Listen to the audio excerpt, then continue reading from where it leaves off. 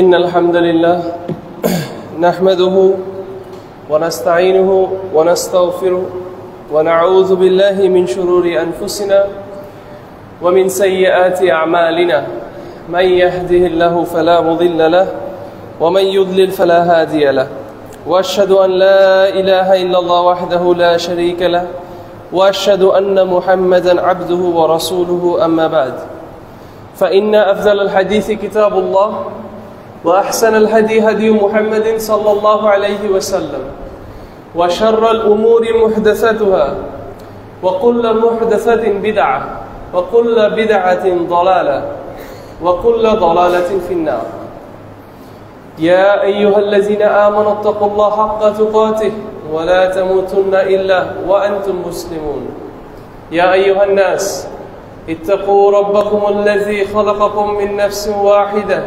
وخلق منها زوجها وبث منهما رجالا كثيرا ونساء واتقوا الله الذي تساءلون به والأرحام إن الله كان عليكم رقيبا يا أيها الذين آمنوا اتقوا الله وقولوا قولا سديدا يصلح لكم أعمالكم ويغفر لكم ذنوبكم ومن يطع الله ورسوله فقد فاز فوزا عظيما أما بعد নিশ্চয়ই সকল প্রশংসা আল্লাহ সুবহানাহু ওয়া তাআলার, যিনি আমাদেরকে তৌফিক দান করেছেন আরেকটি জুমাবারের প্রেজেন্ট হওয়ার। আমরা সকলেই বলি আলহামদুলিল্লাহ। নিশ্চয়ই এটা আল্লাহ সুবহানাহু ওয়া তাআলার অশেষ রহমত আমাদের উপর যে আল্লাহ আমাদেরকে এই সুযোগটা দিয়েছেন আরেকটি জুমাবার পর্যন্ত বেঁচে থাকার, আরেকটি জুমাবার পর্যন্ত সুস্থ থাকার, আরেকটি জুমাবার পর্যন্ত ঈমান নিয়ে থাকার এবং আরেকটি জুমাবারে জুমার সালাত অ্যাটেন্ড করতে পারার তৌফিক দান করেছেন আল্লাহ সুবহানাহু ওয়া তাআলা আমাদেরকে। এটার জন্য আমাদের আল্লাহ সুবহানাহু ওয়া তাআলার কাছে অসংখ্য শুকরিয়া আদায় করা উচিত এবং যতই করি না কেন এটা কখনো এনাফ হবে না, এটা যথেষ্ট হবে না, তারপরেও আমাদের শুকরিয়া আদায় করে যেতে হবে। আজকে আমি যে টপিকটা নিয়ে আপনাদের সামনে ডিসকাস করতে যাচ্ছি, এই টপিকটি অনেক ইম্পর্টেন্ট একটি টপিক এবং এই টপিকটি এখনের সময়ের জন্য মোস্ট রেলিভেন্ট একটা টপিক। তাই আমি আপনাদের কাছে অনুরোধ করব, আমি যে বিষয়টা নিয়ে আজকে আমি আপনাদের সামনে ডিসকাস করব, আপনারা সবাই মন দিয়ে জিনিসটা বোঝার চেষ্টা করবেন। সর্বপ্রথম মন দিয়ে শোনার চেষ্টা করবেন, মনোযোগ দিয়ে শোনার চেষ্টা করবেন। দ্বিতীয়ত জিনিসটাকে বোঝার চেষ্টা করবেন। তৃতীয়ত কথাগুলোর উপর আমল করার চেষ্টা করবেন এবং চতুর্থ চেষ্টা করবেন এই কথাগুলো মানুষের কাছে পৌঁছে দেওয়ার, এই নিয়তে যে আমি মানুষের কাছে হকটা পৌঁছাই দিব। আমি চাই যে আমার মুসলিম ভাই হকটার উপর আমল করুক, এই নিয়তে না যে আমি আজকে এখান থেকে কিছু যুক্তি শিখে গেলাম, যে যুক্তি দিয়ে আমার অপছন্দের মুসলিম ভাইয়ের সাথে আমি একটু তর্ক বিতর্ক করতে পারবো, আমি একটু তাকে নিচু করতে পারবো, আমি একটু তার মাথাটাকে একটু নিচু করে দিতে পারবো, তাকে আমার সামনে তর্কে আমি নত করতে পারবো, তাকে আমি সবার সামনে একটা হাসির জিনিস করতে পারবো, এই কারণে না। আজকে আমি যে টপিকটা নিয়ে ডিসকাস করব, আমি সবার আগে অনুরোধ করছি আপনাদের সবাইকে এবং অনলাইনে যদি কোনো ভাইরা আমাকে দেখে থাকেন তাদেরকে, অথবা বোনরা দেখে থাকেন, অথবা এই ভিডিওটা যদি আল্লাহ সুবহানাহু ওয়া তাআলা কবুল করেন এবং মানুষ কখনো ভবিষ্যতেও দেখেন না কেন, আমি তাদের কাছে অনুরোধ করব যে সর্বপ্রথম এই কথাটা যাতে প্রথম থেকে শুনে। সেকেন্ডলি আমি তাদেরকে অনুরোধ করব যাতে আমরা এখানে আমাদের কোনো পার্সোনাল কোনো ইন্টারেস্ট যাতে আমরা না রাখি। যে কথাগুলো আজকে আমি বলতে যাচ্ছি, যে টপিকটা নিয়ে আমি ডিসকাস করতে যাচ্ছি, আমরা যাতে এই টপিকটা নিয়ে ডিসকাশন করি অথবা কোনো কিছু শুনি একমাত্র এই নিয়তে যে এই বিষয়টাতে আমরা আল্লাহ সুবহানাহু ওয়া তাআলার সন্তুষ্টি লাভ করতে চাই। এখানে আমাদের কারোর সাথে কোনো বিতর্ক না, এখানে আমাদের কারোর সাথে কোনো ঝগড়া না, এখানে আমাদের লক্ষ্য শুধু একটা, এবং সেটা হচ্ছে এক আল্লাহ সুবহানাহু ওয়া তাআলার সন্তুষ্টি লাভ করা। মনে রাখতে হবে আমরা প্রত্যেক মুসলিম নারী পুরুষ, আমাদের প্রত্যেকের মানুষের সামনে দাঁড়াতে হোক বা না হোক, একদিন আল্লাহর সামনে দাঁড়াতে হবে।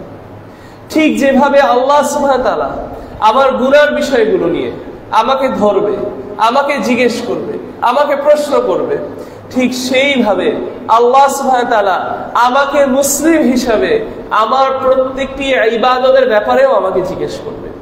আল্লাহ সুবহানাহু ওয়া তাআলা আমাকে প্রত্যেকটা জিনিস যেটা আমি করেছি আল্লাহর সন্তুষ্টি লাভ করার জন্য, সেই বিষয়ে আল্লাহ আমাকে প্রশ্ন করবেন। অতএব কোনো মানুষকে জবাব দেওয়ার আগে আমার নিজেকে এটা মনে করাতে হবে যে আমার প্রত্যেকটা কর্ম যেটা আমি করছি আল্লাহর সন্তুষ্টি লাভ করার জন্য, সেটার বিষয়ে আমার আল্লাহ সুবহানাহু ওয়া তাআলার কাছে গিয়ে জবাব দিতে হবে। এই আগামী 16 তারিখে একটি দিন আসছে যেটা আমাদের দেশে অনেক বড় করে উদযাপন করা হয়। এখানে সেলিব্রেশনের কাজ হচ্ছে, এখানে সেলিব্রেট করা হয়। সেই দিনটা কি? সেই দিনটা হচ্ছে ঈদে মিলাদুন নবী। একটু বুঝি আমি আগেও বললাম, আমরা ঠান্ডা মাথায় আল্লাহর সামনে দাঁড়াবো, যেহেতু আল্লাহর সামনে গিয়ে যেহেতু আমাদের একদিন না একদিন আল্লাহর কাছে যে জবাব দিতে হবে, আমরা ঠান্ডা মাথায় নিজের জন্য বিষয়টা বুঝি। আমি আবারও অনুরোধ করছি, কোনো তর্ক না ভাই, কোনো ঝগড়া না ভাই, আমার কথাগুলো আপনি শুনেন। যদি আপনার ভালো লাগে, যদি আপনার এটা হক মনে হয়, আপনি গ্রহণ করবেন। আপনার আমার এই কথাগুলো শুনে যদি মনে হয় যে আমার কথাগুলো হক না, তাহলে আপনার যার কথা হক মনে হচ্ছে আপনি তার কথা গ্রহণ করবেন এবং আপনি তার কথা চলুন। কিন্তু মনে রাখবেন, আমি আপনাকে যেটা বলছি এটার জন্য আমারও আল্লাহকে জবাব দিতে হবে। আপনাকে যে হক বলে কিছু শোনাচ্ছে তারও আল্লাহর কাছে জবাব দিতে হবে, এবং আপনার কর্মের জন্য আপনার আল্লাহর কাছে জবাব দিতে হবে। আমরা অনেক সময় মানুষ কি বলবে সেটাতে এত ব্যস্ত হয়ে যাই যে আমরা হক বাতিলের দৃষ্টিভঙ্গিটাকে আমরা বদলায় ফেলি। আমরা মনে করি যে মানুষের কাছে গ্রহণযোগ্য হবে যে কথাটা, সেই কথাটা বললেই শুধু হলো। কিন্তু আমি এই জন্য বারবার কথা এখানে ঢুকিও নেই, কিন্তু বারবার শুরু করছি কোন দিক দিয়ে? আসুন আমরা আল্লাহকে সন্তুষ্ট করার জন্য এই ডিসকাশনটা করি। আসুন আমরা আল্লাহকে সন্তুষ্ট করার জন্য এই বিষয়টা নিয়ে কথা বলি। ঈদ মিলাদুন নবী। ঈদ মানে কি? ঈদ মানে হচ্ছে সেলিব্রেশন, ঈদ মানে হচ্ছে উদযাপন করা, সেলিব্রেট করা, না? এটা একটা আনন্দের দিন। মিলাদ মানে কি? মিলাদ মানে হচ্ছে জন্মদিন। মিলাদুন নবী মানে হচ্ছে রাসূলুল্লাহ সাল্লাল্লাহু আলাইহি সাল্লামের জন্মদিন। তাহলে আমাদের মুসলিম সমাজের মধ্যে একটা দিনকে আমরা চুজ করে নিয়েছি, যেটাকে আমরা বলছি যে এই দিনটাতে রাসূলুল্লাহ সাল্লাল্লাহু আলাইহি সাল্লাম জন্মগ্রহণ করেছেন। অতএব এই দিনটাতে আমরা ঈদ উদযাপন করব। আমরা এই দিনটাতে আমরা আনন্দ করব, এই দিনটাতে আমরা সেলিব্রেট করব। বুঝতে পেরেছি বিষয়টা? আচ্ছা, এইবার আমাদের যে পজিশনটা আগে সেটা ক্লিয়ার করে ফেলি। আমি এই জায়গায় দাঁড়ায় আপনার কাছে যেটা বলতে চাচ্ছি এই ঈদে মিলাদুন নবীর ব্যাপারে, সেটা হচ্ছে যে এই দিনটাকে সেলিব্রেট করা ইসলামিক শরিয়তে জায়েজ না। কি বলছি আমি? যে এই দিনটাকে সেলিব্রেট করা, এই দিনটাকে উদযাপন করা ইসলামের শরিয়তে জায়েজ না। কিন্তু একটা কথা কি আমি শুধু বলেই চলে যেতে পারবো? শুধু কি আমি বলতে পারবো জায়েজ না, এটা বললে কি হলো? না, আমাদের তো বুঝতে হবে যে কেন জায়েজ না। আপনি কেন বলছেন এই দিনটা জায়েজ না? আমি এই দিনটার মধ্যে আমার নবীর ভালোবাসাকে আমি প্রমাণ দিচ্ছি। এই দিনটাতে আমি এমন কিছু কাজ করছি যেটা আমি বলছি যে এটা করে আমি নবীর ভালোবাসার প্রমাণ দিচ্ছি। সমস্যা কি এখানে? তাহলে আমাদের বুঝতে হবে সমস্যাটা কি। আজকে আমার খুতবা জুড়ে আমি এই ডিসকাশন গুলোই করবো, কিছু পয়েন্ট আকারে আপনাদের সামনে কিছু দলিল পেশ করে আমি প্রমাণ করার চেষ্টা করব যে ঈদ মিলাদুন নবী কেন আমাদের সেলিব্রেট করা উচিত না, কেন এখানে শরিয়তের কোনো এই জিনিসটা শরিয়তে কোনো জায়গা নেই। সর্বপ্রথম রাসূলুল্লাহ সাল্লাল্লাহু আলাইহি সাল্লাম মুসনাদ আহমেদ, ইমাম আহমেদের যে মুসনাদটা আছে, এবং আত-তিরমিজি, এই দুইটা গ্রন্থের মধ্যে রাসূলুল্লাহ সাল্লাল্লাহু আলাইহি সাল্লাম আমাদের একটা হাদিসে বলছেন যে তোমরা আমার সুন্নাহকে আগলায় ধরে রাখো। কি করো? তোমরা আমার সুন্নাহকে আগলায় ধরে রাখো এবং খোলাফা ও রাশিদিন, যে চারজন খোলাফা রাশিদিন, যেখানে আমরা কাকে বলি? আবু বকর সিদ্দিক, ওমর বিন খাত্তাব, ওসমান বিন আফফান আর আলী ইবনে আবি তালিব, এই চারজন রাদিয়াল্লাহু আনহুম। রাসূলুল্লাহ বলছেন যে তোমরা আমার সুন্নাহকে আগলায় ধরে রাখো এবং রাইটলি গাইডেড ক্যালিফ যারা, তাদেরকে মানে আমার সাহাবীদেরকে তুমি তাদের সুন্নাহকে তুমি টাইটলি ধরে রাখো। এবং এটা উদাহরণ দিয়ে বলছে যে এমন টাইটলি ধরো যে দাঁতের কোনায় আমরা যখন কোনো কিছু চেপে ধরি সেটা কি অনেক অনেক শক্ত করে হয় না? আপনি সামনের দাঁত দিয়ে যদি কিছু ধরেন, টান দিলে আপনার দাঁত ভেঙে যেতে পারে, কিন্তু আপনার কোনার দাঁতগুলো দিয়ে যখন কিছু চেপে ধরবেন এটা কিন্তু সহজে টেনেই করা যায় না। এই জন্য আমরা মাংস যেগুলো নরম ছিঁড়ার সময় আমরা কি করি? আমরা সামনের দাঁত দিয়ে ছিঁড়ি। আর যদি একটু শক্ত মাংস ধর হাড্ডি হয় তখন আমরা কি করি? এই জন্য ওই যে সুগার কেন খাই না, সুগার কেন কখনো কাউকে দেখছেন সামনের দাঁত দিয়ে ছিঁড়তে? না, সাইডের দাঁত দিয়ে এভাবে করে ছিঁড়ে। কেন? কারণ এটা শক্ত জিনিস, তাহলে ভিতরে জোরটা অনেক বেশি পাবে। হাদিসে এই ভাষা বলা হচ্ছে। এবং এই হাদিসে বলা হলো কি, যেটা আমরা খুতবার মধ্যে বারবার বলি, কুল্লু বিদআতিন দালালাহ ওয়া কুল্লু দালালাতিন ফিন্নার। রাসূলুল্লাহ সাল্লাল্লাহু আলাইহি ওয়াসাল্লাম বলেন সকল বিদআ হচ্ছে মিসগাইডেন্স, দলালা পথভ্রষ্টতা, এবং সকল পথভ্রষ্ট জিনিস কোথায়? জাহান্নামে যাবে। আচ্ছা, তাহলে এই হাদিসটার দিকে যদি আমরা তাকাই, এবং আল্লাহ সুবহানাহু ওয়া তাআলা কোরআনের আরেকটা আয়াতে কি বলছেন? আল ইয়াউমা আকমালতু লাকুম দীনাকুম ওয়া আতমামতু আলাইকুম নি'মাতি ওয়া রাদিতু লাকুম আল ইসলাম দীনা। এই দিনে আমি কি করেছি? এই দিনে আমি আল্লাহ সুবহানাহু ওয়া তাআলা যখন এই আয়াতটা নাজিল হয়েছে, উলামারা বলছে সেই দিনে দিনটাকে কমপ্লিট করা হয়েছে। এই দিনটা আল্লাহ সুবহানাহু ওয়া তাআলা কমপ্লিট করে দিয়েছেন, এবং আমাদের উপর যে নিয়ামত আল্লাহ সুবহানাহু ওয়া তাআলা আমাদের উপর ফেভারটা আল্লাহ কমপ্লিট করে দিয়েছেন। এজন্য সালাফরা বলেন যে সেই দিন যেটা দিন ছিল সেটা আজকেও দিন। সেই দিন এই আয়াতটা যখন নাজিল হয়েছিল সেই সময় যেটা দিনের অন্তর্ভুক্ত ছিল না সেটা আজকেও দিনের অন্তর্ভুক্ত না। এটা কে বলছে? আল্লাহ সুবহানাহু ওয়া তাআলা আয়াতেই বলছেন না, আল ইয়াউমা আকমালতু লাকুম দীনাকুম, তোমাদের জন্য আজকে আমি দিনটাকে কমপ্লিট করে দিলাম, পূর্ণ করে দিলাম, বাস। তাহলে এখন আমি যে হাদিসটা বললাম এবং যে আয়াতটা বললাম, এই হাদিস এবং এই আয়াতের আলোকে যদি আমরা তাকাই, তাহলে আমরা একটু শান্তভাবে নিজেদেরকে প্রশ্ন করি, তো কোরআনের কোথাও কি রাসূলুল্লাহ সাল্লাল্লাহু আলাইহি সাল্লামের জন্মদিনটাকে, জন্মের যে দিনটা, সেই দিনটাকে উদযাপন করার কথা কোথাও বলা আছে? সোজা প্রশ্ন। যদি কেউ বলে আছে, তার আমাদেরকে আয়াতটাকে স্পষ্টভাবে দেখাতে হবে যে এই আয়াতের ব্যাখ্যা, এটা হচ্ছে আয়াত, এই আয়াতের ব্যাখ্যা হচ্ছে এটা, এই ব্যাখ্যার উপর আমল করেছে অমুক অমুক অমুক অমুক অমুক সাহাবী, বাস, সিম্পল। কোনো তর্কের কিছু নাই, এটা ওখানে কোনো বিতর্কের কোনো কিছু নাই, সিম্পল কথা। আমাদের পজিশনটা কি? আমাদের কথা হচ্ছে এই আয়াত এবং এই হাদিসটাকে যদি আমরা খেয়াল করি ভালোভাবে এবং এটার উপর যদি আমরা আমল করি, তাহলে আমরা দেখব যে না কোরআনের কোথাও অথবা না কোনো সাহাবীর আমলে আমরা কি দেখছি, যে তারা কোনোদিন রাসূলুল্লাহ সাল্লাল্লাহু আলাইহি ওয়াসাল্লাম নবী হওয়ার পরেও যে রাসূলকে বলেছেন, ইয়া রাসূলুল্লাহ আপনার জন্মের দিনটা কবে, একদম স্পষ্ট করে একটু বলেন তো। তো রাসূলুল্লাহ সাল্লাল্লাহু আলাইহি ওয়াসাল্লাম বলল এই এত তারিখ। তারপর সাহাবীরা বলল, ইয়া রাসূলুল্লাহ তাহলে আমরা এই দিন রাস্তায় রাস্তায় বের হব, আমরা এইটা করব, জুলুস করব, হেই করব, সেই করব। কোন সাহাবী কি কোনোদিন করেছেন? কোন একজন সাহাবীকে আমরা এটা দেখাতে পারি? একজন সাহাবীর পরে যে জেনারেশন ছিল আত-তাবিঈন, তাদের যদি দেখাতে পারি, আতবাউ তাবিঈন, তারপর যে জেনারেশনটা ছিল, যেটা হাদিসের মধ্যে বলা হয়েছে যে শ্রেষ্ঠ জেনারেশন রাসূলুল্লাহ সাল্লাল্লাহু আলাইহি ওয়াসাল্লাম আমার জেনারেশন, তারপরের জেনারেশন, তারপরের জেনারেশন, এই জেনারেশনে যদি একজনকে একটু দেখাতে পারতাম আমরা যে এই আমলটা করেছে, তাহলে আমরা দেখছি না করে নেই। তাহলে আমাদের বুঝতে হবে আমরা কি এমন কোনো কিছু করে ফেলছি না আল্লাহর নবীর প্রতি ভালোবাসা দেখানোর জন্য, যেটা কোরআনে কোথাও বলা হয়নি, যেটা হাদিসে কোথাও বলা হয়নি, যেটা নবীর আমলে পাওয়া যায় না, যেটা সাহাবীদের আমলে পাওয়া যায় না। তাহলে কি বিষয়টা আমাদের জন্য বোঝাটা অনেক বেশি কঠিন? এটা গেল 1 নাম্বার পয়েন্ট। 2 নাম্বার পয়েন্ট, এই যে জন্মদিন উদযাপন করা, জন্মদিন সেলিব্রেট করা, দেখেন আমরা যারা একটু প্র্যাকটিসিং না, তারা আমাদের কাছে যখন এসে বলে যে আমি কি বার্থডে সেলিব্রেট করতে পারবো, তখন আমরা তাদেরকে কি বলছি? না, এটা হারাম, এটা হারাম। তো তারা যদি কখনো বলে যে ও এটা হারাম আপনি বলছেন, তাহলে আপনারা যে নবীর বার্থডে সেলিব্রেট করেন, বিষয়টা দেখেন। তাহলে এখন যদি কোনো সুন্নাহ থেকে যদি প্রমাণিত হতো, ঠিক আছে, আমার কোনো সমস্যা নেই, কিন্তু সুন্নাহ থেকে প্রমাণিত না, কোরআন থেকে প্রমাণিত না। যেহেতু কোরআন এবং সুন্নাহ থেকে প্রমাণিত না, অতএব এই আমলটা কাদের আমাদের দেখতে হবে?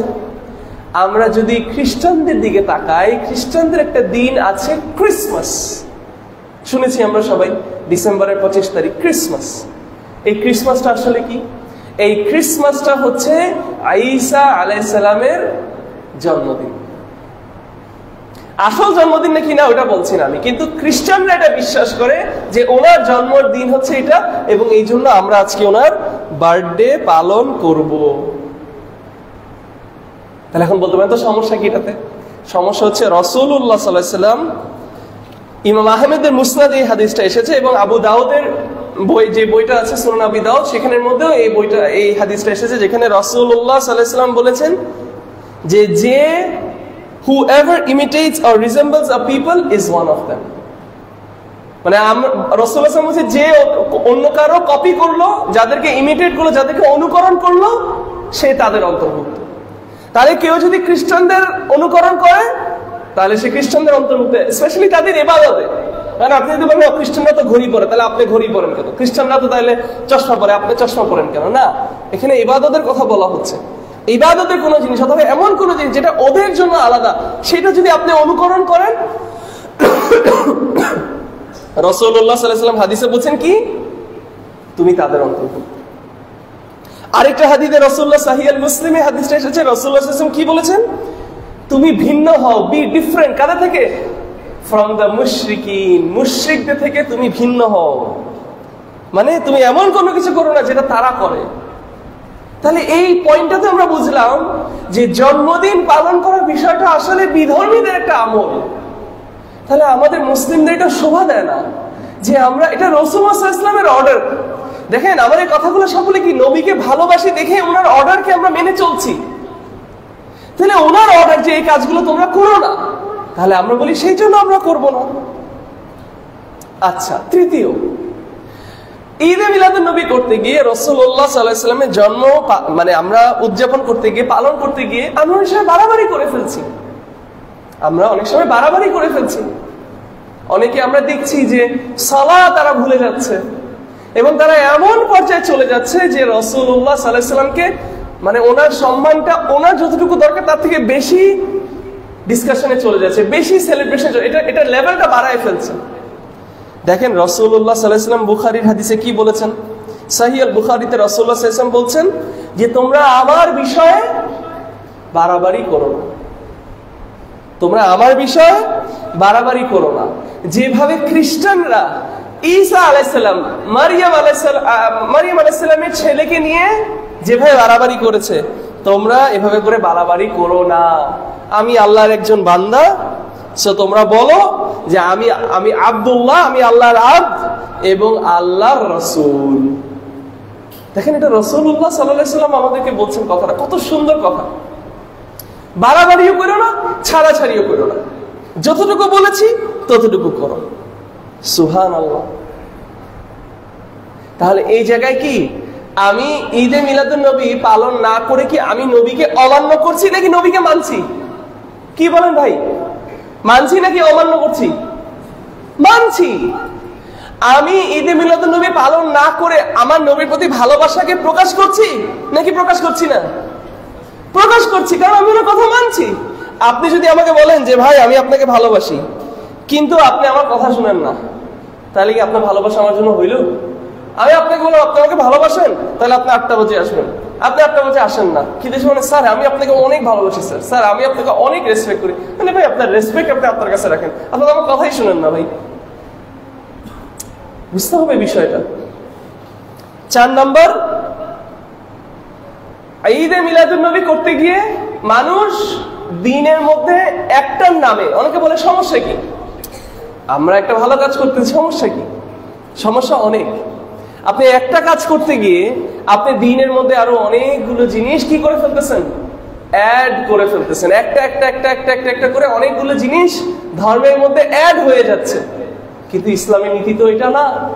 রাসূলুল্লাহ সাল্লাল্লাহু আলাইহি ওয়াসাল্লাম একটা হাদিসে আমাদেরকে স্পষ্টভাবে বলছেন কি, যে তোমরা যদি এমন কোনো কিছু করো যেটা আমি তোমাদেরকে শিখাই নেই, অথবা যেটা আমার সুন্নাহ থেকে না, তাহলে সেটা হয়ে যাবে বাতিল, সেটা ক্যান্সেল। আবার আমার প্রিয় ভাই এবং বোনেরা, আমার সাথে আপনার কোনো তর্ক নেই, আমার সাথে আপনার কোনো বিতর্ক নেই, আপনি আমাকে অপছন্দ করেন, আমার কোনো সমস্যা নেই, কিন্তু কথাটা একটু মনোযোগ দিয়ে শুনেন। আপনি ঈদে মিলাদুন্নবী কেন পালন করছেন? আল্লাহ সন্তুষ্টি লাভ করার জন্য তো, তাই না? আপনি ঈদে মিলাদুন্নবী কেন পালন করছেন? যাতে কিয়ামতের দিন যদি আপনার আল্লাহ রাসূলুল্লাহ সাল্লাল্লাহু আলাইহি ওয়াসাল্লামের দেখা হয়, আপনি ওনার ভালোবাসা, মানে ওনার ভালোবাসা মানুষ হতে পারবেন, তাই না? এমনই তো একটা কোনো আশা থেকে আমরা এটা করছি। কিন্তু এমন যদি হয় যে আপনি কিয়ামতের ময়দানে যখন দাঁড়াবেন, আপনার এই একটা আমলও আল্লাহ কবুল করবে না, আপনি জিজ্ঞেস করবেন, আল্লাহ আমি যেটা করেছি তোমার জন্য, কেন এটা কবুল হলো না? আল্লাহ কি বলবে? আল্লাহ বলবে, তোমাকে কি আমার নবী জানায় নাই? আল্লাহর আনসার হবে এটা, কেন হবে না? কারণ এটা তো জানাই গেছে আমাদেরকে রাসূলুল্লাহ সাল্লাল্লাহু আলাইহি ওয়াসাল্লাম। তাহলে আল্লাহ সুবহানাহু ওয়া তাআলা আমাদেরকে বলবেন যে তোমাকে কি তোমাদের নবী জানায় নাই যে তোমরা যদি এমন কোনো কিছু করো যেটা রাসূলুল্লাহ সাল্লাল্লাহু আলাইহি ওয়াসাল্লাম শিখাননি, ফাহুয়া রাদ্দুন, সেটা বাতিল। তাহলে কেন আমরা এমন কোনো কাজ করার জন্য জিদ ধরে বসেছি যেটা হাদিসের ভাষা অনুযায়ী, ইসলামের ভাষা অনুযায়ী এটা করাটা বাতিল, এটা করে কোনো সওয়াব পাবো না? চিন্তা করে দেখেন, রাসূলুল্লাহ সাল্লাল্লাহু আলাইহি ওয়াসাল্লাম কিয়ামতের দিন আমাদের তৃষ্ণা মিটানোর জন্য আমাদেরকে ওনার ওই পুকুর থেকে কি করবে? আমাদেরকে পানি খাওয়াবে, তাই না? কাউসার থেকে আমাদেরকে খাওয়াতে যাবেন না তিনি পানি? তো তিনি যখন পানি খাওয়াতে খাওয়াতে খাওয়াতে কিছু মানুষের সামনে আসবে, ফেরেশতারা এসে বলবে না ওনাকে খাওয়ানো যাবে না। রাসূলুল্লাহ সাল্লাল্লাহু আলাইহি ওয়াসাল্লাম বলবে কেন? ওনাকে জানানো হবে যে তারা আপনার অনুপস্থিতিতে আপনার দিনে নতুন নতুন জিনিস অ্যাড করেছে। এই হাদিসটা সহিহ হাদিস। তাহলে চিন্তা করেন, রাসূলুল্লাহ সাল্লাল্লাহু আলাইহি ওয়াসাল্লাম আমাদেরকে এত ভালোবাসেন, তিনি আমাদের জন্য এত দোয়া করেছেন, তিনি আমাদের জন্য কত কিছু করে গিয়েছেন। তিনি আল্লাহর নবী, তিনি মোস্ট মার্সিফুল। এমনকি যখন তিনি তাইফে গেলেন, মানুষ ওনাকে পাথর মেরে ওনাকে দূর করার চেষ্টা করলেন, আল্লাহ বললেন যে ফেরেশতা পাঠিয়ে তুমি আমাকে অর্ডার দাও, আমি কি করব? এই দুইটা পাহাড়কে একসাথে বাড়ি দিয়ে মানুষদেরকে শেষ করে দিব। উনি এত মার্সিফুল, ওনার এত রহম ছিল, এত দয়ালু ছিলেন উনি, যে উনি সে কাজটা করেন নাই। কারণ তিনি আশা রেখেছেন যে এখান থেকে কোনো ওনার উম্মার মানুষরা আসবে। সেই দয়ালু একজন রাসূল সাল্লাল্লাহু আলাইহি সাল্লাম কিয়ামতের দিন চিন্তা করেন আপনাকে পানি খাওয়াবে না, তার মানে কাজটা কত নিকৃষ্ট যে তিনি এই পর্যায়ে যাবেন যে উনি আর আপনাকে সেই পানিটা পান করাবেন না যেটা দিয়ে আপনার তৃষ্ণা সব মিটে যাবে। একটু বুঝি, আমরা ঠান্ডা ভাবে চিন্তা করি, তর্কের কোনো কিছু নেই ভাই। আবারও বললাম, আপনার করতে হলে আপনি করেন, কিন্তু মনে রাখেন যে আমারও আল্লাহর কাছে গিয়ে জবাব দিতে হবে, আপনারও আল্লাহর কাছে গিয়ে জবাব দিতে হবে আপনার আমলের জন্য। তাহলে এগুলো হচ্ছে কিছু পয়েন্টস আমি বললাম যে জন্য আমরা মনে করি যে ঈদে মিলাদুন্নবী করাটা জায়েজ না ইসলামে। কেন? কারণ এটা একটা নতুন জিনিস, এটা একটা বিদআত। রাসূলুল্লাহ সাল্লাল্লাহু আলাইহি ওয়াসাল্লাম কুল্লা বিদআতিন দালালা, কুল্লা, যারা আরবি ভাষা বুঝেন, যারা আরবি গ্রামার পড়েছেন জানেন, কুল্লু শব্দ দিয়ে যদি কোনো কিছু বলা হয় এটা সব কিছুকে ইনক্লুড করে, শামিল করে। যদি এমন হতো যে ওই জিনিসটা ছাড়া, তাহলে রাসূলুল্লাহ বলতেন ইল্লা হাযা ওয়া হাযা ওয়া হাযা, এটা এটা এটা এটা ছাড়া বাকি সব বিদআত। উনি বলেছেন সকল নতুন জিনিস বিদআত। তাহলে ঈদে মিলাদুন্নবী একটা বিদআত। ঈদে মিলাদুন্নবী হচ্ছে দিনের মধ্যে একটা নতুন জিনিস অ্যাড করা। আল্লাহ সুবহানাহু ওয়া তাআলা কোরআনে বলছেন এই দিনটা কমপ্লিট, আমি কমপ্লিট করে দিয়েছি। রাসূলুল্লাহ সাল্লাল্লাহু আলাইহি ওয়াসাল্লাম বলছে তুমি আমার সুন্নাহ আগলায় ধরে রাখো, আমার সাহাবীদের সুন্নাহকে তুমি আগলায় ধরে রাখো। আবু বকর, ওমর, ওসমান বিন আফফান, আলী ইবনে আবি তালিব এবং অন্য যত সাহাবীরা আছে সবার সুন্নাহকে আমাদের আগলায় ধরে রাখতে হবে, ওনারা যেভাবে বুঝেছেন। তাহলে আমরা এগুলো সব থেকে বের হয়ে গিয়ে আমরা বলছি না, তারপরে আমরা করবো। কার সাথে জিদ, কার সাথে আমাদের এত এত রাগ কেন? সুবহানাল্লাহ। আল্লাহ যাতে আমাদেরকে জিনিসগুলো বুঝার তৌফিক দান করে। আমি আমার খুতবার সেকেন্ড পার্টে আমি কিছু কোয়েশ্চেন্স রেইজ করে, কিছু শুবহাত, কিছু ডাউট আপনাদের সামনে রেখে সেগুলোর আনসার দেওয়ার চেষ্টা করব এই টপিকটা রিলেটেড। আকুলু কাউলি হাযা ওয়া আস্তাগফিরুল্লাহ ওয়া লাকুম।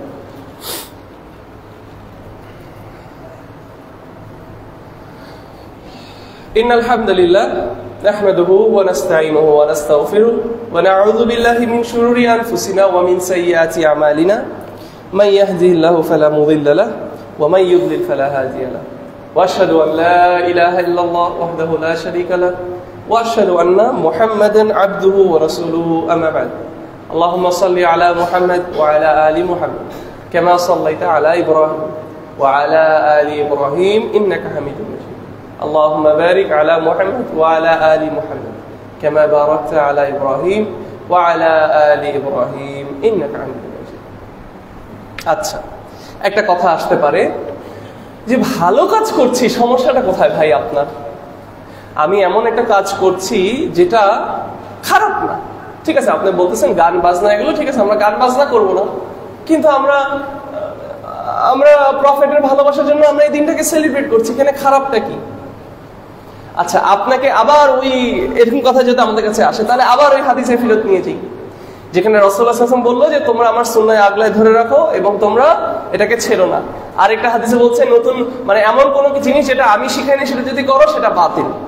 এই দুইটা হাদিসও যদি আপনার জন্য যথেষ্ট না হয়, তাহলে আমি যদি আপনাদেরকে আরেকটা হাদিস বলি, যেখানে রাসূলুল্লাহ সাল্লাল্লাহু আলাইহি ওয়াসাল্লাম বলছেন কি, ইন্নাহু লাইসা শাইউন ইউকাররিবুকুম ইলাল জান্নাহ ইল্লা ক্বাদ আমারতুকুম।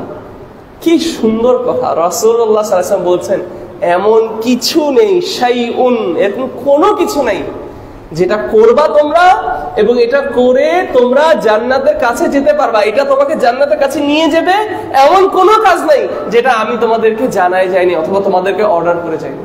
আরে কি সুন্দর একটা কথা, কি সুন্দর একটা দিন আমাদের। কি বলছেন রাসূলুল্লাহ সাল্লাল্লাহু আলাইহি ওয়াসাল্লাম?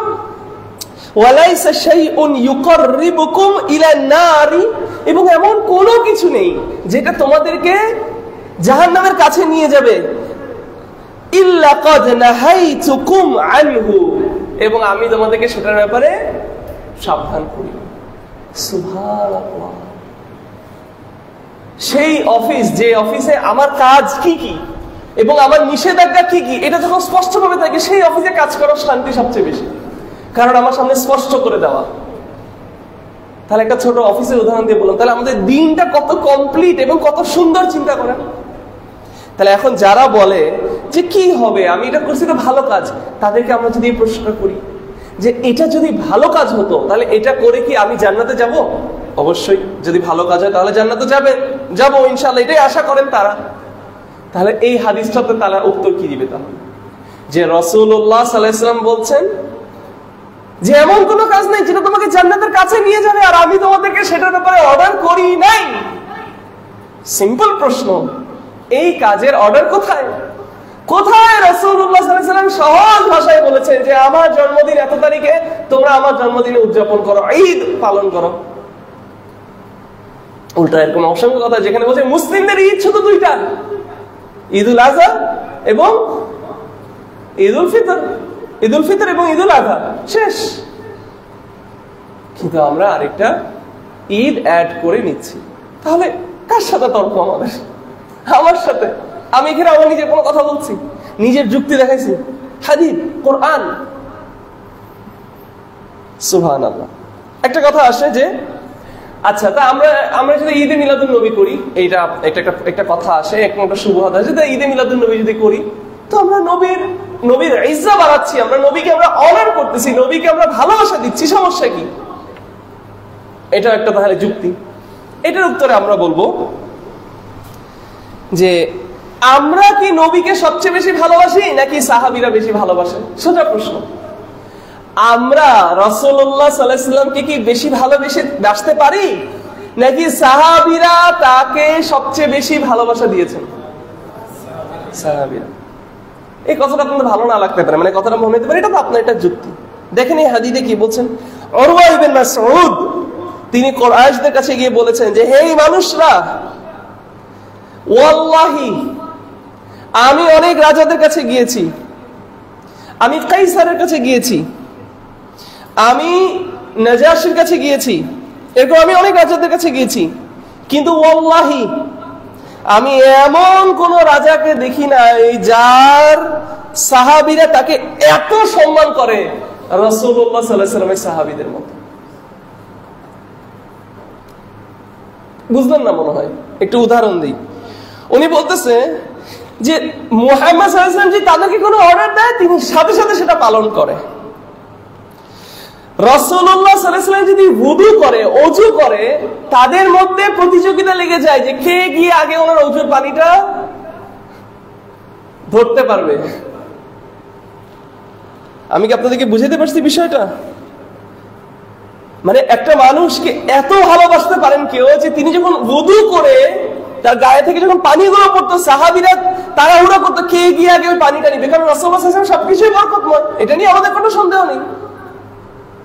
বুঝতেছেন বিষয়টা? তিনি বলছেন যে যখন তিনি কথা বলেন সবাই নিচ থেকে চুপ হয়ে যায় এবং তারা ওনার চোখে চোখেও তাকায় না, ওনাকে এত সম্মান করে।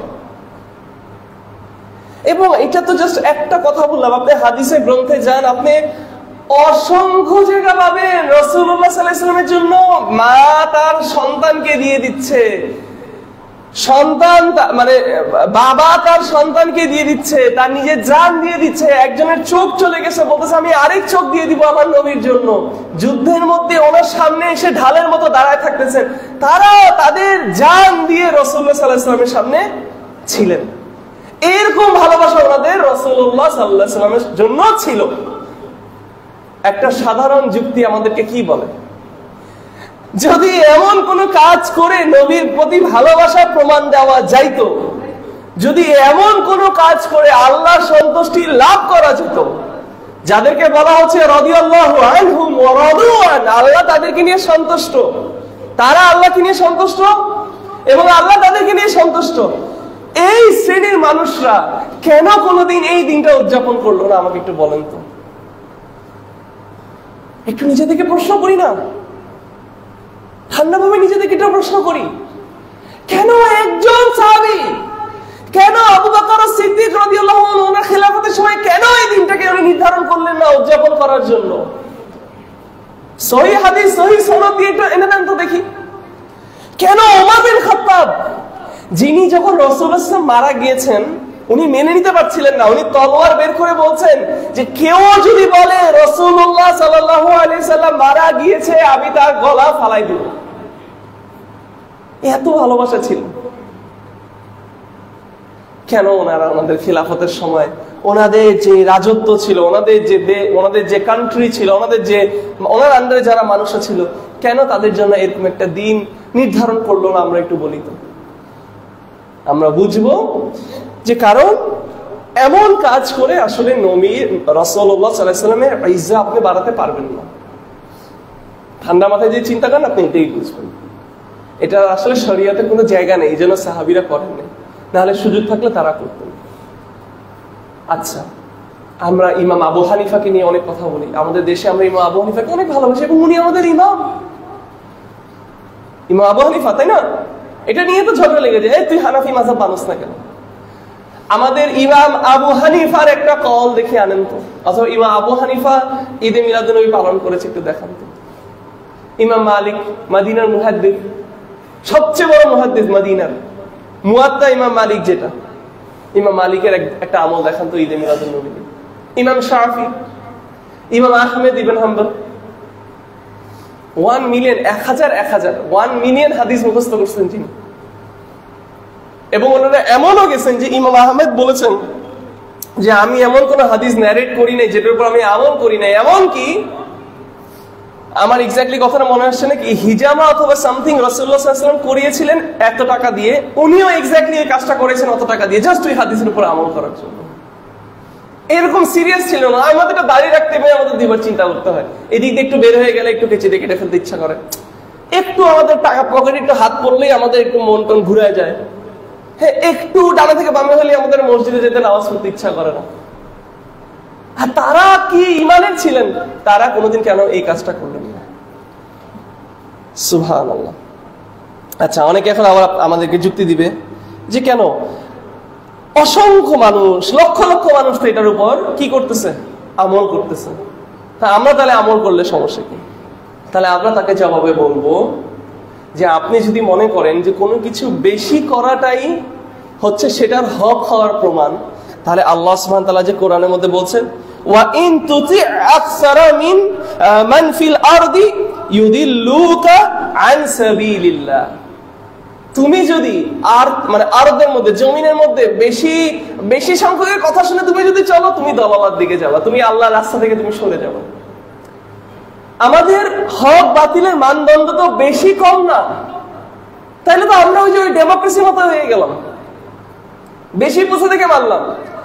পৃথিবীতে যদি সবাই বলে যে ভাই মদ পান করবো, তাও আমরা বলবো মদ পান করা হারাম, কারণ কোরআনে বলেছে এটা হারাম। পৃথিবীতে যদি সবাই একসাথে বলে যে আমরা সবাই ক্লিন শেভ করবো, আমরা তাও বলবো না ক্লিন শেভ করা হারাম, শেভ করা হারাম, কারণ আমার রাসূলুল্লাহ সাল্লাল্লাহু আলাইহি ওয়াসাল্লাম এটাকে নিষেধ করেছে। আমরা তো বেশি কম দিয়ে আমরা কোনো কিছু যাচাই করি না। আমাদের হক বাতিলের মানদণ্ড হচ্ছে কোরআন এবং অথেন্টিক সুন্নাহ। সুবহানাল্লাহ। তাহলে এখানে এই কথারও মানে এই যুক্তিটাও তাহলে চলে গেল। অতএব আমাদের বুঝতে হবে, ইয়া ইখওয়ান, আমাদের ঠান্ডা মাথায় এটা বুঝতে হবে। আবার এই সব যুক্তি দেখা যে বলেন ওর সঙ্গে কথা বলে, ভাই তুমি যাই বলো দিন শেষে তাল গাছ আমার, হ্যাঁ এপারও বুঝছি ওই পারও বুঝছি, তাল গাছ আমার, এরকম একটা কথা আছে না?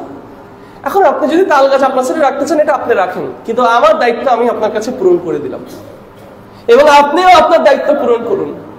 আপনি মানুষকে জবাব দিয়ে আপনি চলে যেতে পারবেন, কোনো সমস্যা। আপনি যদি প্রভাবশালী কেউ হন, আপনার যদি অনেক দাপট থাকে, এই দুনিয়াতে আপনাকে কেউ থামাইতে পারবে না। দেখান আপনার ইশক, আপনার ভালোবাসা, নো প্রবলেম।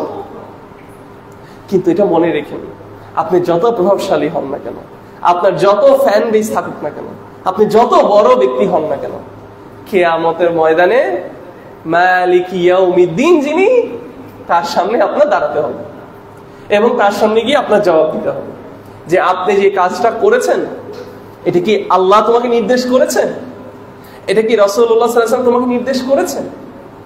এই জিনিসটা আপনার জবাব দিতে হবে আল্লাহর সামনে। তাহলে এবার সিদ্ধান্তটা আপনার এবং আমার, যে আমি আল্লাহর সামনে গিয়ে কি নিয়ে দাঁড়াতে চাচ্ছি। তর্ক বিতর্ক বাদ দেন ভাই, তর্ক বিতর্ক দিয়ে কখনোই সমাজে বেশি দিন কিছু দূরে যায় না। তর্ক বিতর্ক যখন আপনি করতে যাবেন, তখন আপনার ভিতরের একটা ডিফেন্সিভ মেন্টালিটি তৈরি হবে, না আমার কথা ঠিক হইতে হবে, আমার ঠিক প্রমাণ করতে হবে। না না না, আপনি যদি মনে করেন আমার কথার স্টাইলে যদি আপনারা কষ্ট পেয়ে থাকেন, আমি এখনই ক্ষমা চেয়ে নিচ্ছি আমার কথার স্টাইলের জন্য, কিন্তু আমি কথাটা যেটা বলছি সেটার জন্য আমি আপনার কাছে ক্ষমা পেয়ে যাবো। আমি আপনাকে সরি কিভাবে বলবো? এটা তো আল্লাহর কথা, এটা তো আল্লাহর প্রফেটের কথা। তাহলে আপনিও সেভাবে জিনিসটা চিন্তা করেন। আর আরো ভেবে দেখেন, মানে একটা হাদিসে যেখানে রাসূলুল্লাহ সাল্লাল্লাহু আলাইহি ওয়াসাল্লাম সোমবার দিন রোজা রাখার কথা বলে বলেছেন কি এই দিনে আমি জন্মগ্রহণ করেছি, তাই না? এবং সেই দিনের আরো কিছু ফাদাইল বলে তিনি বললেন যে এই যে তিনি কি করেন, তিনি রোজা রাখেন। আচ্ছা, এই কথাটাও যদি আমরা মানি, এই যে 16 তারিখ আসতেছে, কি মনে হয় রোজা রাখা হবে নাকি রাস্তা ব্লক করে করে কি হবে? আর বললাম না কি হবে, আপনারাই তো জানেন। চিন্তা করে দেখেন, হাদিসের মধ্যে রাসূলুল্লাহ সাল্লাল্লাহু আলাইহি ওয়াসাল্লাম বলছে যে মানে ইসলামের মধ্যে কোনো ক্ষতি করা, নিজের ক্ষতি করা এবং অন্যের ক্ষতি করা, এগুলো কোনো কিছু ইসলাম সমর্থন করে না। অথচ আমি আমার নিজের এক্সপিরিয়েন্স, এটা এরকম অসংখ্য মানুষকে আমি দেখেছি, তারা বিপদে আছে, তাদের অ্যাম্বুলেন্স নিয়ে তাদের ডাক্তারের কাছে যেতে হবে, কিন্তু রাস্তার মধ্যে নবীর ভালোবাসা দেখানোর জন্য যে কর্মকাণ্ডগুলো করা হচ্ছে, সেই জন্য রাস্তা বন্ধ হয়ে সেই রোগী কি হচ্ছে, আক্রান্ত হচ্ছে, এফেক্টেড হচ্ছে, সে তার হাসপাতালে পৌঁছাতে পারছে না। আপনি একটাবার এটা ভেবে দেখেছেন? আপনি এখানের মধ্যে জোরে মানে এই বাজায় আপনি ডান্স করতেছেন, আপনি খুব মজা করে আপনি নবীর ভালোবাসা প্রমাণ করছেন, আরেকজনের জান নিয়ে এসে দৌড়াদৌড়ি করছে। আপনার কি মনে হয় আল্লাহর নবী এটা মেনে নিবে? রাসূলুল্লাহ সাল্লাল্লাহু আলাইহি ওয়াসাল্লাম যদি এই মুহূর্তে থাকতো, এবার মানে মাঝে মাঝে কিছু জিনিস আপনার ফিতরতকে নাড়া দেয়। আপনার যদি কোনো যুক্তিও ভালো না লাগে, সব ভুলে যান, নিজেকে না শান্তভাবে স্পিকার ছেড়ে আপনি যে গানে নাচবেন, আপনি নাচেন, ওই নাচার অবস্থায় আপনি নিজেকে একটু শান্তভাবে জিজ্ঞেস করেন, আমার নবী সাল্লাল্লাহু আলাইহি সাল্লাম যদি এখন এই মুহূর্তে এখানে দাঁড়ায় থাকতো, তিনি আমাকে এই অবস্থা দেখে কি খুশি হতেন? কাউকে আপনার এটা জিজ্ঞেস করার দরকার নাই, নিজের বিবেককে জিজ্ঞেস করেন। আমি মানুষকে রাস্তায় বন্ধ করে আমি নাচতেছি, আমার নবী এটা দেখে খুশি হতেন? আমি মানুষকে কষ্ট দিয়ে, ঈমানের একটা ব্রাঞ্চ হিসেবে বলা হচ্ছে কি, রাস্তা থেকে একটা কাঁটা সরায় দেওয়া। সেখানে কাঁটাটা দূরের কথা, আপনি রাস্তা বন্ধ করে রাখছেন সেদিনের জন্য। এখন থেকে আমরা আমাদের জীবনে প্ল্যান করে ফেলতেছি যে ওই দিন কোনো কাজ রাখা যাবে না, কারণ রাস্তা পুরো বন্ধ, সালার কোনো নাম নেই, নারী পুরুষ একসাথে। রাসূলুল্লাহ সাল্লাল্লাহু আলাইহি সাল্লাম যদি থাকতেন, আপনি আর তাকে যদি বলতেন, নবী, ইয়া নবী, ইয়া রাসূল, আমি আপনাকে ভালোবাসি, এই জন্য এটা করতেছি, তিনি মেনে নিতেন? কাউকে না, নিজের বিবেককে জিজ্ঞেস করেন। আমি যদি কিছু ভুল বলে থাকি, এটা আমার থেকে এবং শয়তান থেকে, না, আল্লাহ and his messenger is free from it. আল্লাহ, তুমি আমাদেরকে তৌফিক দান করো, যাতে এই যে কথাগুলো বললাম এগুলো যাতে আমাদের অন্তরে ঢুকে, এগুলো যাতে আমাদের ইগোকে যাতে হার্ট না করে, এগুলোর মধ্যে যাতে আমরা আমাদের অহংকারকে জায়গা না দিতে পারি। আল্লাহ, তুমি আমাদেরকে তৌফিক দান করো যাতে এই কথাগুলো আমাদের অন্তরে ঢুকে এবং আমরা যাতে আমাদের আমলে কথাগুলো আনতে পারি। আল্লাহ, তুমি আমাদেরকে তৌফিক দান করো যাতে আমরা তোমার সন্তুষ্টির জন্য যা করি না কেন সেটা যাতে তোমার কোরআন এবং তোমার প্রফেট সাল্লাল্লাহু আলাইহি ওয়াসাল্লামের সুন্নাহ অনুযায়ী হয়। আল্লাহ, তুমি আমাদেরকে তৌফিক দান করো যাতে আমরা সেই সব কাজ থেকে দূরে থাকতে পারি যেটার জন্য আমরা দুনিয়ায় মনে করে যাবো আমরা লাভবান, কিন্তু কিয়ামতের দিন তোমার সামনে দাঁড়িয়ে আমরা লজ্জিত হব, কারণ এটা কখনোই দিনের একটা পার্ট ছিল না। আল্লাহ, তুমি আমাদেরকে হকের উপর থাকার তৌফিক দান করো। আল্লাহ, তুমি আমাদেরকে সঠিক ইসলাম পালন করার তৌফিক দান করো। আল্লাহ, তুমি আমাদের একটা রাষ্ট্র হিসেবে, একটা জাতি হিসেবে, আল্লাহ তুমি আমাদেরকে হেদায়েত দান করো। আল্লাহ, তুমি আমাদের রাষ্ট্রপ্রধানদেরকে আল্লাহ তুমি হেদায়েত দান করো, তাদেরকে এবং আমাদেরকে সঠিক দিনের বুঝ দাও, আমাদেরকে হারাম থেকে দূরে থাকার তৌফিক দান করো, আমাদেরকে দিন অনুযায়ী, ইসলাম অনুযায়ী নিজের জীবন চালানোর তৌফিক দান করো। ইয়া আল্লাহ, ইয়া আল্লাহ, তুমি আমাদের ভুল কাজগুলোর জন্য আমাদেরকে ক্ষমা করো। আমাদের মুসলিম ভাই বোনরা পৃথিবীর যেখানেই আছে, যারা কষ্টে আছে, আল্লাহ তুমি তাদের কষ্ট তাদের থেকে সরিয়ে নাও। আল্লাহ, আল্লাহ তুমি মজলুমদেরকে সাহায্য করো। ইয়া আল্লাহ, আল্লাহ তুমি জালেমদেরকে তুমি দেখে নাও। ইয়া আল্লাহ, আল্লাহ তুমি আমাদেরকে মুসলিম হিসেবে মৃত্যুবরণ করার তৌফিক দান করো। আল্লাহ, তুমি আমাদেরকে তোমার সন্তুষ্টি নিয়ে, তোমার সন্তুষ্টি অর্জন করে, আল্লাহ তুমি আমাদেরকে এই পৃথিবী থেকে যাওয়ার তৌফিক দান করো এবং তুমি আমাদেরকে তোমার নবী রাসূলদের সাথে আল্লাহ জান্নাতুল ফেরদৌসে তুমি একসাথে করো। আকুলু কাউলি হাযা ওয়াস্তাগফিরু লি ওয়া লাকুম।